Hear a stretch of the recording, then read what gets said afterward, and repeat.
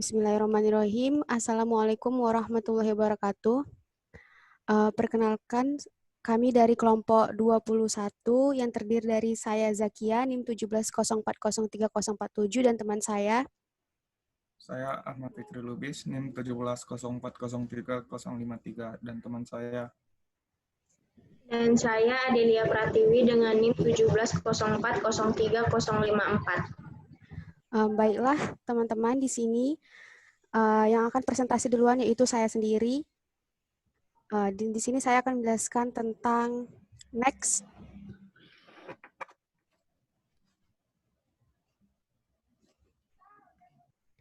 Materi yang akan saya jelaskan secara umum terbagi dua. Yang pertama yaitu tentang pengertian saham, dan yang kedua tentang pengertian obligasi. Di bagian saham, saya akan menjelaskan tentang pengertian saham, keuntungan dari kepemilikan saham, risiko saham, dan penilaian saham. Di bagian obligasi, saya akan menjelaskan tentang pengertian obligasi, keuntungan obligasi bagi penjual dan pembeli, jenis-jenis obligasi, karakteristik obligasi, dan harga obligasi. Next. Masuklah kita ke bagian pertama, yaitu tentang pengertian saham. Saham merupakan surat berharga yang bersifat kepemilikan. Artinya, si pemilik saham merupakan pemilik perusahaan. Semakin besar saham yang dimilikinya, maka semakin besar pula kekuasaan di perusahaan tersebut. Keuntungan yang diperoleh dari saham dikenal dengan nama dividen. Pembagian dividen ditentukan dalam rapat umum pemegang saham. Selanjutnya, tentang keuntungan membeli saham. Keuntungan membeli saham yang pertama ada mendapatkan capital gain. Capital gain ini merupakan selisih antara harga beli dan harga jual saham. Seperti yang kita bahas sebelumnya, membeli saham adalah membeli bisnis. Umumnya, jika suatu perusahaan memiliki usaha yang berjalan baik, maka banyak investor tertarik membeli saham tersebut. Dengan demikian, terdapat permintaan lebih besar terhadap saham tersebut sehingga mengakibatkan harganya naik. Maka pemilik saham perusahaan tersebut akan diuntungkan oleh kenaikan harga saham. Yang kedua, menerima dividen. Dividen adalah semacam pembagian keuntungan yang diberikan suatu perusahaan kepada para pemegang sahamnya. Next. Selanjutnya masuk kepada materi resiko saham. Resiko saham ini dapat didefinisikan sebagai probabilitas tidak tercapainya tingkat keuntungan atau return yang diharapkan. Resiko merupakan perbedaan tingkat keuntungan yang sebenarnya actual return dengan tingkat keuntungan yang diharapkan. Penggolongan risiko saham ini ada dua. Yang pertama ada risiko sistematis atau systematic risk, adalah risiko yang tidak bisa diverifikasikan atau dengan kata lain risiko yang sifatnya mempengaruhi secara menyeluruh. Yang kedua, risiko tidak sistematis atau unsystematic risk, merupakan risiko yang tidak sistematis, yaitu hanya membawa dampak pada perusahaan yang terkait saja. Jadi dari pengertian tersebut dapat disimpulkan bahwa risiko investasi adalah kesenjangan yang terjadi antara tingkat keuntungan yang sebenarnya atau actual return dengan keuntungan yang diharapkan atau expected return. Next. Materi selanjutnya itu tentang penilaian saham. Menurut Bodi, penilaian saham adalah proses menggunakan informasi seputar keuntungan sekarang dan masa depan dari sebuah perusahaan untuk mencari dan memprediksi nilai harga wajar suatu saham. Ada dua dalam penilaian saham. Yang pertama itu analisis teknikal menurut Tandelilin. Analisis teknikal merupakan analisis dengan berbagai indikator dengan melihat pergerakan saham beberapa waktu sebelumnya. Yang kedua, analisis fundamental. Analisis fundamental ini berguna untuk memeriksa laporan keuangan perusahaan, memperhitungkan kinerja keuangan. Selain itu, analisis ini digunakan untuk mengetahui penilaian harga saham serta menentukan apakah suatu saham yang ada di pasar saat ini sedang mengalami overvalued atau undervalued. Next.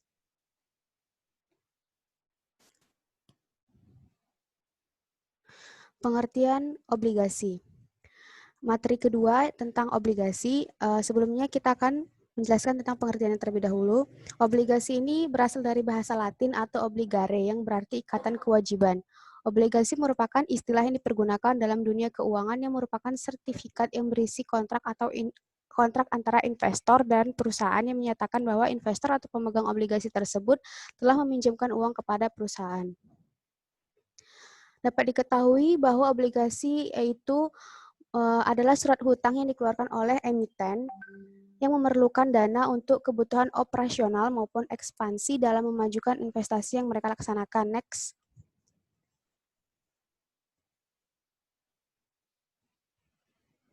Jenis-jenis obligasi.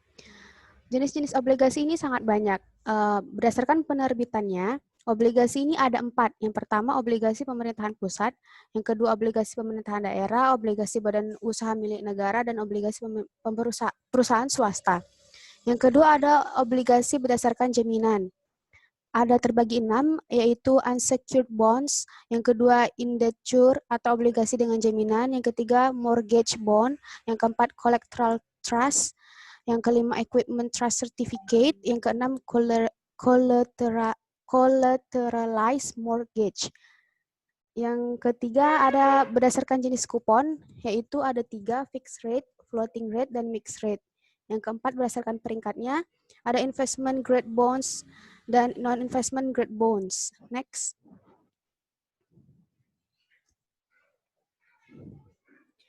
Jenis obligasi selanjutnya berdasarkan kupon selanjutnya yaitu ada coupon bonds dan zero coupon bonds.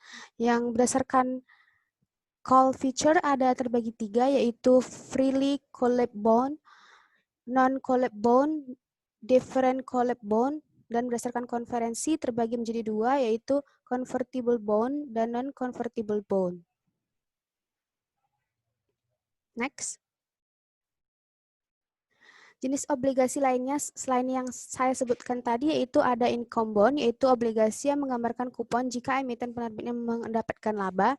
Yang kedua ada guaranteed bond, obligasi yang diterbitkan oleh perusahaan cabang tetapi tidak didukung oleh perusahaan induk. Yang ketiga ada participating bond, obligasi yang memiliki hak menerima atas laba selain penghasilan bunga secara periodik. Yang keempat ada voting bond, obligasi yang mempunyai hak suara. Yang kelima ada serial bond, obligasi yang pelunasannya berdasarkan nomor seri. Yang keenam ada inflation index bond atau disebut juga treasury inflation protection securities. Obligasi yang nilai nominalnya atau prinsipal selalu disesuaikan dengan tingkat inflasi yang berlaku. Next. Karakteristik obligasi yaitu ada 5. Yang pertama nilai obligasi. Dalam penerbitan obligasi, maka perusahaan akan dengan jelas menyatakan jumlah dana yang dibutuhkan dikenal dengan istilah jumlah emisi obligasi. Penentuan besar kecilnya jumlah penerbitan obligasi berdasarkan aliran arus kas perusahaan, kebutuhan, serta kinerja bisnis perusahaan. Yang kedua, karakteristiknya jangka waktu obligasi.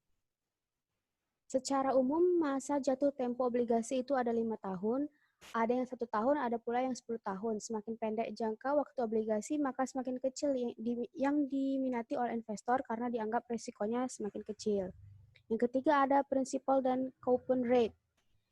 Nilai prinsipal obligasi adalah sejumlah uang yang disetujui oleh penerbit obligasi agar dibayarkan kepada pemegang obligasi pada masa jatuh tempo. Yang keempat, jumlah pembayaran. Kewajiban pembayaran kupon obligasi oleh perusahaan penerbit dilakukan secara berkala sesuai dengan kesepakatan sebelumnya, bisa dilakukan triwulan, semesteran, atau tahunan. Yang kelima, obligasi tersebut diterbitkan oleh perusahaan atau pemerintah. Next.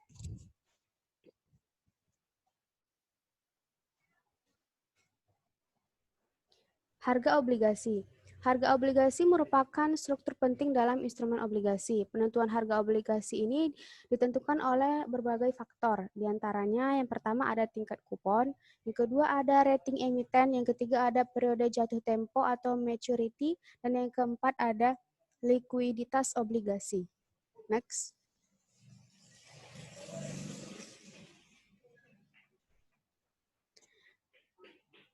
Next. Terima kasih. Demikian presentasi yang dapat saya sampaikan. Lebih dan kurangnya saya minta maaf. Jika ada pertanyaan, saya berikan kesempatan kepada teman-teman. Saya mau bertanya kepada Jakia. Ya, dipersilahkan. Manakah yang lebih menguntungkan dari saham atau obligasi? Terima kasih. Ya, terima kasih pertanyaannya. Apakah ada yang lain? Saya ingin bertanya kepada Saudara Zakia, Ya, dipersilahkan. apa kerugian yang didapat dari investasi obligasi? Terima kasih. Terima kasih atas pertanyaannya. Baiklah, saya akan menjawab terlebih dahulu pertanyaan dari Saudara Ahmad Fikri Lubis. Mana yang lebih menguntungkan, investasi saham atau obligasi? Sebenarnya jawaban ini tergantung kepada kebutuhan kita. Selain produk saham, para investor juga akan menentukan instrumen investasi lainnya. Salah satunya yaitu investasi obligasi berupa surat utang. Lalu manakah yang lebih menguntungkan antara saham dan obligasi? Secara pendapat orang umum mengatakan bahwa risiko saham lebih besar daripada obligasi. Untuk return, para investor yang memiliki saham keuntungannya berasal dari capital gain dan dari dividen. Sementara obligasi keuntungannya berasal dari kupon dan yield. Keuntungan tergantung dari para investornya. Apakah kita termasuk investor yang siap menerima risiko tinggi atau investor yang moderat? Selanjutnya saya akan mencoba menjawab pertanyaan dari Adelia. Apa sih kekurangan dari obligasi? Nah, kekurangan dari obligasi ini sebenarnya ada 5. Yang pertama, tingkat bunga. Tingkat bunga pasar keuangan dengan harga obligasi mempunyai hubungan negatif. Apabila harga obligasi naik, maka tingkat bunga akan turun. Yang kedua, obligasi merupakan instrumen keuangan yang sangat konservatif, sehingga menghasilkan yield yang cukup baik dan dengan risiko yang rendah. Yang ketiga, tingkat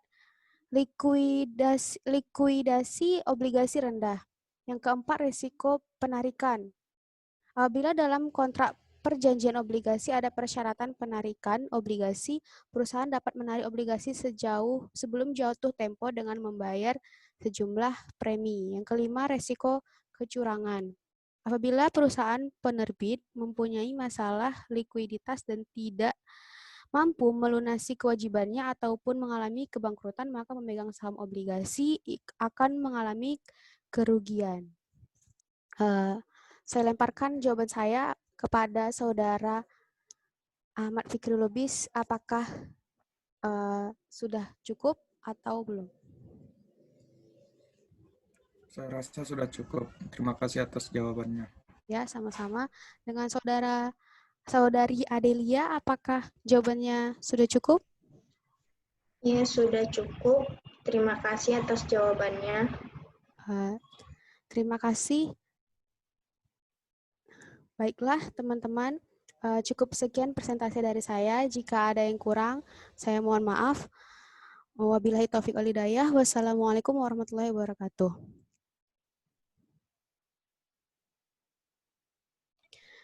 Selanjutnya, presentasi akan dilanjutkan dengan materi yang sama oleh teman saya, Ahmad Fikri Lubis.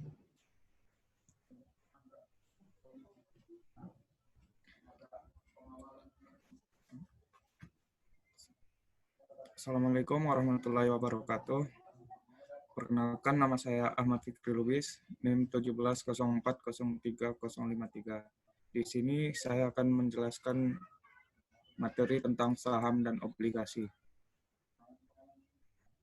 Next.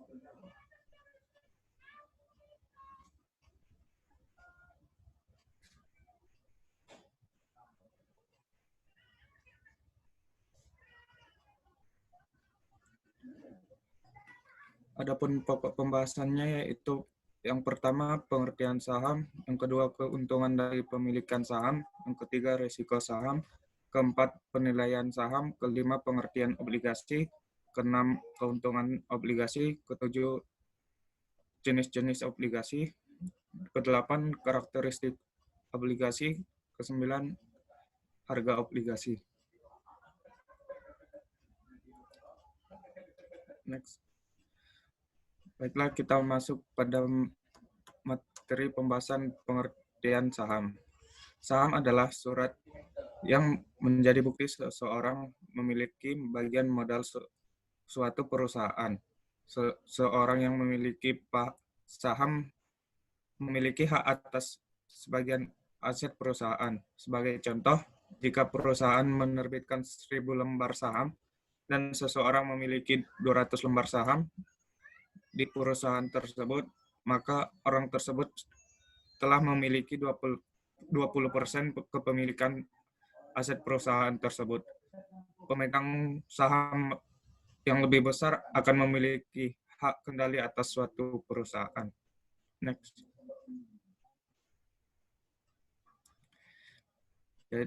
Dan yang materi kedua adalah keuntungan dari pemilikan saham. Keuntungan dari pemilikan saham yaitu ada capital gain yang merupakan keuntungan yang pertama bagi pemilik saham, yang merupakan laba dan atau keuntungan yang didapat dari hasil harga jual saham yang lebih tinggi daripada harga beli. Maka keuntungan untuk tiap investor atau pemegang saham tergantung dari ukuran yang dimilikinya. Yang kedua adalah dividen, yaitu keuntungan dividen merupakan laba atau keuntungan yang didapatkan dari distribusi dividen tunai emiten. Saat membeli saham dari emiten yang memiliki kinerja pendapatan yang baik, maka akan memperoleh penghasilan tambahan.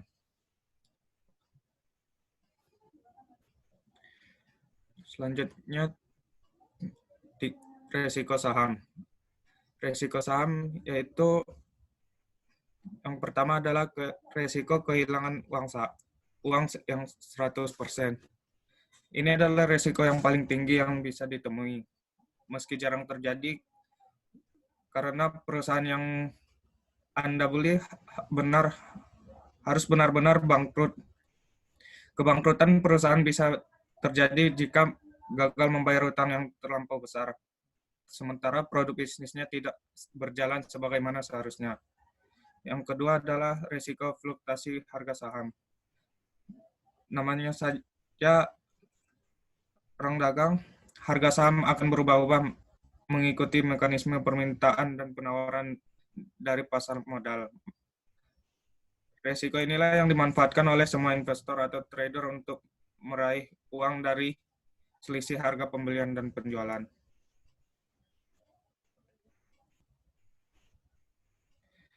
Resiko yang selanjutnya adalah resiko tidak mendapat dividen.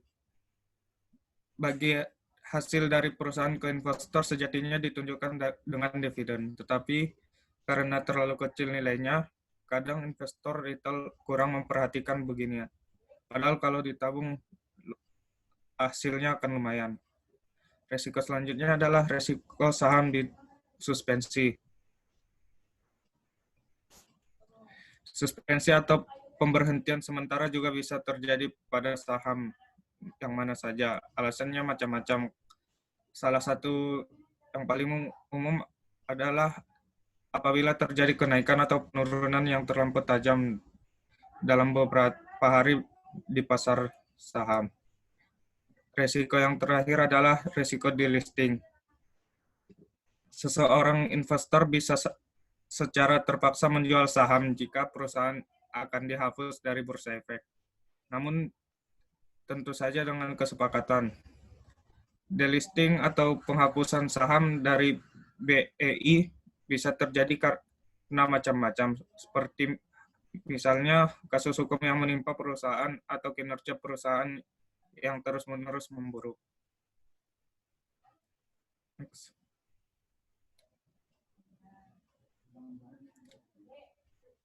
Materi keempat adalah penilaian saham. Ada 3 jenis penilaian saham, yaitu yang pertama nilai buku. Nilai buku adalah nilai aset yang tersisa setelah dikurangi kewajiban perusahaan jika dibagikan. Nilai buku hanya mencerminkan beberapa besar jaminan atau beberapa besar aktiva bersih untuk saham yang dimiliki investor. Beberapa nilai yang berkaitan dengan nilai buku yaitu nilai nominal, agio saham, dan nilai modal desetor. Next. Yang kedua adalah nilai pasar. Nilai pasar merupakan harga yang dibentuk oleh permintaan dan penawaran saham di pasar modal atau disebut juga harga pasar sekunder. Nilai pasar tidak lagi dipengaruhi oleh emiten atau pihak pinjaman emisi, sehingga boleh jadi harga inilah yang sebenarnya mewakili nilai dari suatu perusahaan. Nilai yang terakhir adalah nilai interest. Nilai interest adalah nilai saham yang menentukan harga wajar suatu saham agar saham tersebut mencerminkan nilai saham yang sebenarnya, sehingga tidak terlalu mahal. Perhitungan nilai interest ini adalah mencari nilai sekarang dari semua aliran kas di masa mendatang, baik yang berasal dari dividen ataupun capital gain. Materi yang kelima adalah pengertian obligasi. Obligasi adalah istilah dalam pasar modal untuk menyebut surat pernyataan utang penerbit obligasi terhadap pemegang obligasi. Ringkasnya, penerbit obligasi adalah pihak yang berutang dan pemegang obligasi adalah pihak yang berpiutang. Dalam obligasi dituliskan jatuh tempo pembayaran utang beserta bunganya atau kupon yang menjadi kewajiban penerbit obligasi terhadap pemegang obligasi. Jangka waktu obligasi yang berlaku di Indonesia biasanya 1 hingga 10 tahun. Next.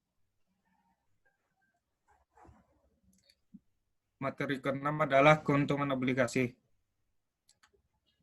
Keuntungan obligasi yaitu yang pertama memperoleh kupon atau bunga secara berkala. Yang kedua adalah mendapat capital gain saat menjual obligasi kepada investor. Yang ketiga, pasti dibayarkan kembali ditambah dengan return atau kupon. Next. Yang selanjutnya adalah keuntungan kupon obligasi lebih tinggi daripada keuntungan bunga deposito, dan keuntungan yang terakhir dari obligasi adalah dapat dijadikan sebagai jaminan atau agunan.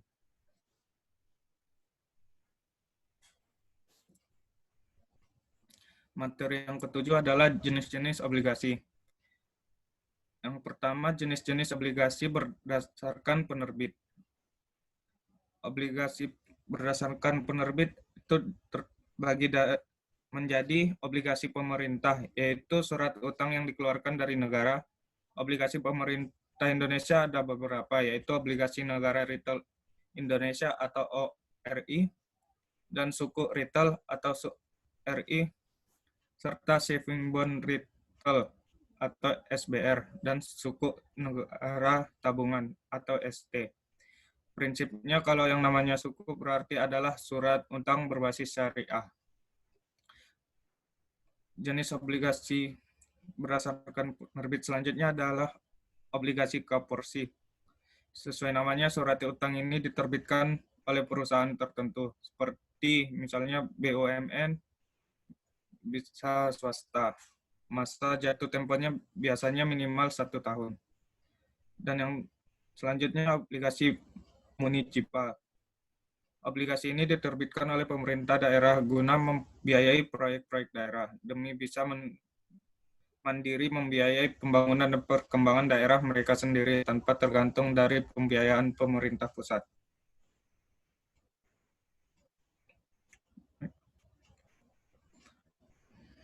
Jenis obligasi yang kedua adalah berdasarkan pembayaran bunga.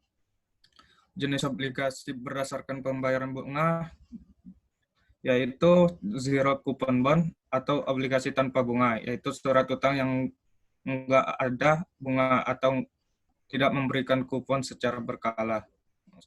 Selanjutnya, obligasi kupon. Surat utang ini menjanjikan bunga secara berkala kepada investor. Yang ketiga, obligasi kupon tetap atau fixed coupon bond, yaitu obligasi yang menawarkan tingkat suku bunga yang tetap pada investor sampai jatuh tempo surat utang tiba. Dan selanjutnya, obligasi kupon mengambang. Jenis obligasi ini menawarkan kupon yang bisa berubah besarannya mengikuti indeks pasar uang.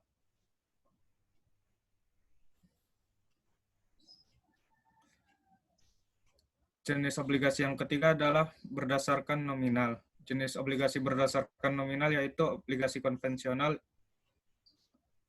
yang merupakan obligasi yang mempunyai satuan nominal yang besar, kurang lebih 1 miliar per lot. Yang kedua adalah obligasi retail. Obligasi retail kebalikan dari konvensional. Obligasi ini adalah surat utang yang mempunyai nilai nominal kecil, misalnya 1 juta, seperti SBR 008. Jenis obligasi yang keempat adalah berdasarkan penukaran, yaitu convertible bond dan obligasi tukar. Next.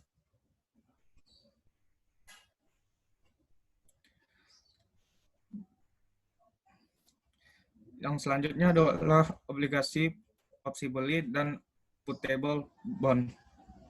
Yang kelima, jenis obligasi berdasarkan imbal hasil. Jenis obligasi berdasarkan imbal hasil terbagi dua, yaitu obligasi konvensional dan obligasi syariah.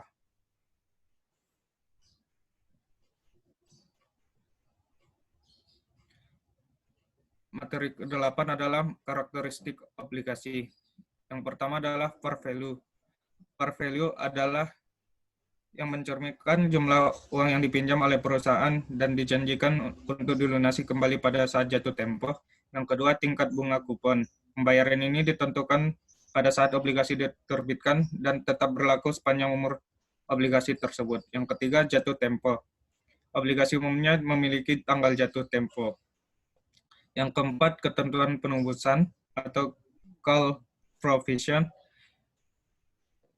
Ketentuan penembusan adalah ketentuan dalam kontrak suatu obligasi yang memberikan hak kepada emiten untuk menebus kembali obligasi. Dan yang terakhir adalah dana pelunasan atau sinking fund provision. Ketentuan dana pelunasan adalah ketentuan dalam kontrak suatu obligasi yang meminta emiten melunasi sebagian emisi obligasi setiap tahunnya.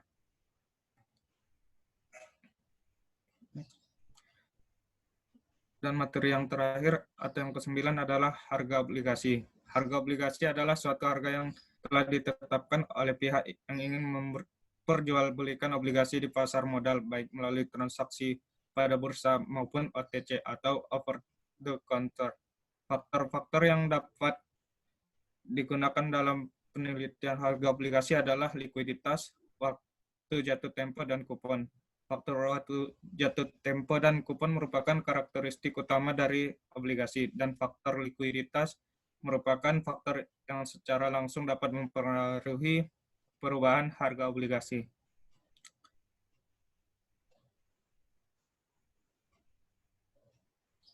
Sekian presentasi dari saya. Apabila ada kekurangan atau kesalahan, mohon maaf. Kepada teman-teman, apakah ada yang ingin ditanyakan?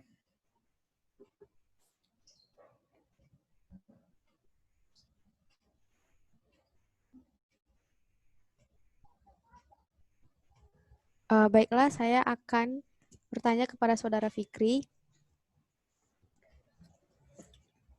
Baik, silahkan. Mengapa perusahaan perlu menerbitkan saham? Terima kasih.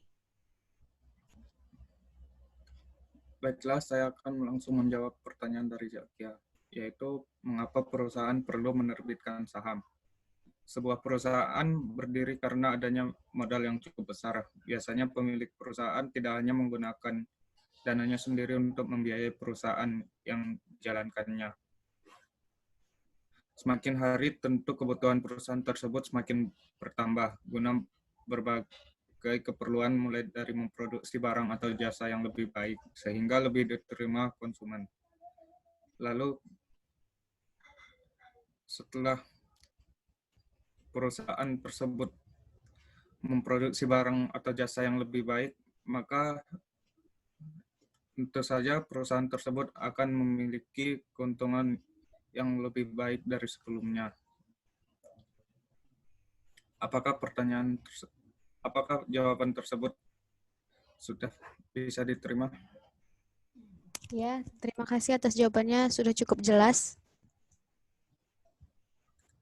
Baik, terima kasih. Jadi saya ingin bertanya, dari penjelasan Saudara Fikri, apa perbedaan dari obligasi berdasarkan imbas hasil dan obligasi berdasarkan penukaran? Terima kasih. Terima kasih pada Saudari Adel. Saya akan menjawab pertanyaan tersebut. Yaitu pertanyaannya adalah apa perbedaan obligasi berdasarkan imbas hasil dan obligasi berdasarkan penukaran. Jadi obligasi berdasarkan imbas hasil itu terbagi dua, yaitu obligasi konvensional dan obligasi syariah. Kalau obligasi berdasarkan penukaran terbagi menjadi 4, yaitu convertible bond, obligasi tukar, obligasi opsi beli, dan putable bond. Apakah jawaban tersebut sudah bisa dimengerti? Terima kasih atas jawabannya. Terima kasih kembali. Baiklah, sekian presentasi dari saya. Selanjutnya akan dilanjutkan oleh teman saya, Adelia Pratiwi. Assalamualaikum warahmatullahi wabarakatuh. Berikut merupakan tugas dari manajemen keuangan saya. Perkenalkan, nama saya Adelia Pratiwi dengan NIM 170403054. Di sini saya akan menjelaskan mengenai pembahasan saham dan obligasi. Adapun topik pembahasannya yaitu yang pertama ada pengertian saham dan keuntungan kepemilikan saham, yang kedua ada risiko saham dan penilaian saham, yang ketiga ada pengertian obligasi dan keuntungan obligasi, yang keempat ada jenis-jenis obligasi dan karakteristik obligasi, yang kelima ada harga obligasi. Adapun saham, saham adalah surat berharga yang merupakan tanda kepemilikan seseorang atau badan terhadap suatu perusahaan. Saham ini merupakan surat berharga yang dikeluarkan oleh sebuah perusahaan yang berbentuk perseroan terbatas atau PT yang biasa disebut dengan etimen. Wujud saham adalah selembar kertas yang menerangkan bahwa pemilik kertas tersebut adalah pemilik perusahaan yang menerbitkan surat berharga tersebut. Saham juga diartikan sebagai tanda penyertaan atau kepemilikan seseorang pada suatu perusahaan atau suatu surat berharga yang menunjukkan adanya kepemilikan seseorang atau badan hukum terhadap perusahaan penerbit saham. Adapun keuntungan saham yaitu yang pertama ada capital gain, yaitu keuntungan yang diperoleh dari selisih harga jual saham yang lebih tinggi dari harga belinya. Yang kedua itu ada dividen. Dividen yaitu keuntungan yang diperoleh dari pembagian dividen tunai dalam suatu etimen. Dividen dibagi menjadi dua, yaitu dividen tunai dan dividen saham. Dividen tunai yaitu dibagikan kepada para pemegang saham dalam berbentuk sejumlah uang, sedangkan dividen saham yaitu dibagikan kepada para pemegang saham dalam bentuk saham baru. Adapun risiko saham yaitu yang pertama ada risiko likuiditas. Risiko ini terjadi ketika etimen bangkrut atau likuidasi di mana para pemegang saham memiliki hak klaim terakhir terhadap aktiva perusahaan setelah kewajiban etimen tersebut dibayar. Yang kedua tidak ada pembagian dividen. Risiko ini terjadi ketika etimen menggunakan keuntungan perusahaan untuk melakukan ekspansi usahanya, sehingga memutuskan tidak membagi dividen kepada pemegang saham. Yang ketiga ada investor kehilangan modal. Risiko ini terjadi ketika harga beli saham ternyata lebih besar ketimbang harga jualnya, sehingga pemegang saham kehilangan modalnya atau capital loss. Yang keempat itu ada saham delisting dari bursa. Ada beberapa alasan yang menyebabkan saham dihapus dari pencatatan bursa sehingga saham tersebut tidak bisa diperdagangkan kembali. Selanjutnya ada penilaian saham. Yang pertama itu ada nilai buku. Nilai buku ialah nilai aset yang tersisa setelah dikurangi kewajiban perusahaan jika dibagikan. Nilai buku ini dibagi menjadi dua, yaitu agio saham dan nilai modal disetor. Agio saham yaitu selisih harga yang diperoleh dari yang dibayarkan investor kepada etimen dikurangi harga nominalnya. Selanjutnya ada nilai modal disetor, ialah total yang dibayar oleh pemegang saham kepada perusahaan etimen yaitu jumlah nominal ditambah agio saham. Selanjutnya ada nilai pasar. Nilai pasar merupakan harga yang dibentuk oleh permintaan dan penawaran saham di pasar modal atau disebut juga dengan harga pasar sekunder.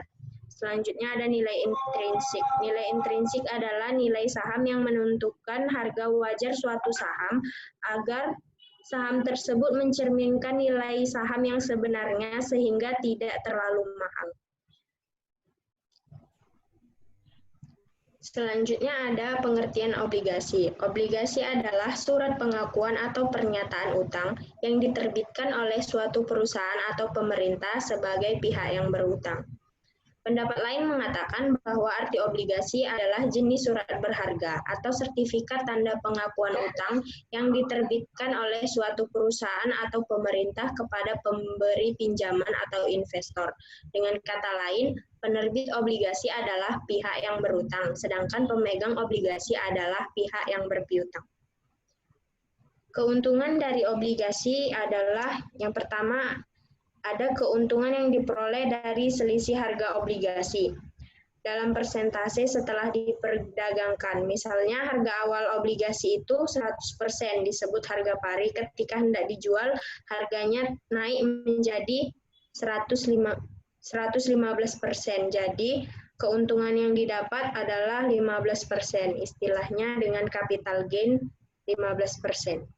Yang kedua, aman karena pembayaran kupon dan pokok dijamin Undang-Undang Nomor 24 Tahun 2002 atau Undang-Undang Nomor 19 Tahun 2008. Yang ketiga, kupon atau bunga obligasi lebih tinggi dibandingkan bunga deposito, bisa dijaminkan sebagai agunan seperti obligasi negara. Jenis-jenis obligasi, yang pertama itu berdasarkan penerbitnya, ada treasury bond, corporate bond, municipal bond, dan ada foreign bond. Selanjutnya, berdasarkan sistem pembayaran bunga, ada zero coupon bonds. Yang ketiga ada fixed coupon bonds, floating coupon bonds. Yang ketiga itu berdasarkan jenis dan karakteristiknya. Yang pertama ada callable bond, convertible bond, non-convertible bond, floating rate bond, euro bond, yen bond, dan zero coupon bond. Adapun karakteristik obligasi yaitu yang pertama adalah nilai nominal. Nilai nominal adalah nilai pokok dari suatu obligasi yang akan diterima oleh pemegang obligasi pada saat obligasi tersebut jatuh tempo. Lalu yang kedua ada kupon. Kupon adalah nilai bunga yang diterima oleh pemegang obligasi secara berkala. Kelaziman pembayaran kupon ini setiap 3 bulan atau 6 bulan. Kupon obligasi dinyatakan dalam annual persentase. Yang ketiga ada jatuh tempo. Jatuh tempo ini merupakan tanggal di mana pemegang obligasi akan mendapatkan pembayaran kembali pokok dan nilai nominal obligasi yang dimilikinya. Yang keempat ada penerbit atau estimated issuer. Dengan mengukur resiko kemungkinan dari penerbit obligasi tidak dapat melakukan pembayaran kupon atau pokok obligasi tepat waktu, dapat dilihat dari peringkat rating obligasi yang dikeluarkan oleh lembaga pemeringkat seperti PF Indo atau Carnegie Indonesia. Selanjutnya itu ada harga obligasi. Harga obligasi adalah salah satu harga ketika Anda membeli atau menjual obligasi di pasar modal melalui pertukaran atau transaksi OTC. Beberapa hal yang mempengaruhi obligasi yaitu harga nominal, suku bunga, periode pembayaran, dan jatuh tempo. Demikian persentase saya. Apabila ada yang ingin ditanyakan, dipersilahkan. Terima kasih. Saya ingin bertanya kepada Saudara Adelia. Ya, dipersilakan. Pertanyaan saya adalah setelah kita mempelajari tentang investasi saham dan obligasi, bagaimana cara kita memulai investasi? Terima kasih. Oke, langsung saya jawab saja. Pertanyaan dari Saudara Jakia. Bagaimana cara kita memulai investasi? Contohnya dengan kita memulai investasi saham. Misalnya, investasi saham ini dilakukan pertama kali dengan membuka rekening efek di perusahaan sekuritas. Setelah itu, kita tentukan nominal dana yang ingin disisihkan. Lalu tentukan saham yang ingin diinvestasikan. Setelah rekening efek jadi, kita dapat menyetorkan dana secara rutin atau menggunakan fasilitas auto transfer dari rekening pribadi setiap periodenya. Yang telah ditentukan dan setelah itu dapat melakukan pembelian saham secara rutin. Terima kasih. Apakah jawabannya bisa diterima? Ya, sudah jelas. Terima kasih atas jawabannya. Iya, sama-sama. Baiklah, saya mau bertanya kepada Saudari Adel. Setelah mendengar jawaban dari pertanyaan Saudari Jakia, saya ingin bertanya tentang kapan sebaiknya kita memulai saham. Terima kasih. Baik, saya akan menjawab pertanyaan dari Saudara Fikri. Kapan kita dapat berinvestasi saham di waktu yang tepat? Yang pertama, kita dapat membeli saham tiap kuartal. Jika ingin berbelanja saham secara rutin, kita harus mempertimbangkan saham tiap kuartal, 3 bulan sekali atau sebanyaknya 4 kali dalam setahun. Lalu, kita harus memikirkan perusahaan incaran kita itu dalam kondisi yang baik. Ketika kita memutuskan untuk membeli saham suatu perusahaan, kita harus mengidentifikasi analisa fundamental sederhana. Analisa ini dapat diperoleh dengan membaca berita-berita mengenai kondisi perusahaan incaran kita. Selanjutnya, ketika perusahaan incaran memiliki prospek yang cerah. Selain analisis fundamental, kita juga harus melakukan analisis teknikal sederhana untuk saham-saham pilihan kita. Tujuannya untuk mengetahui saham yang kita beli ini memiliki harga jual dan harga beli yang baik, sehingga kita akan memperoleh keuntungan dari pembelian saham kita. Apakah jawabannya dapat diterima? Baiklah, saya rasa jawabannya sudah dapat diterima. Baiklah, demikian presentasi saya. Apabila ada kekurangan atau salah kata dalam presentasi saya mohon maaf. Wabillahi taufiq wal hidayah. Wassalamualaikum warahmatullahi wabarakatuh.